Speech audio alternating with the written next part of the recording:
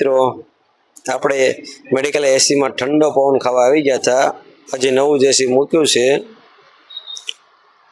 ઉપર, જો એસી મૂકી દીધું છે ઠંડો ઠંડો પવન.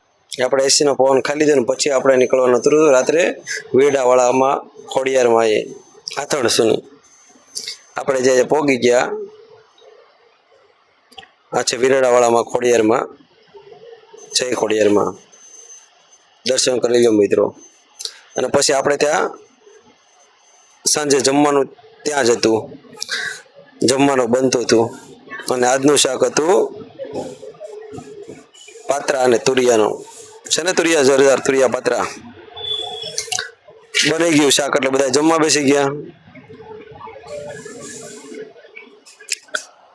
અને પછી મિત્રોએ ભત્રીજા વાસણ પણ ધોઈ નાખ્યા.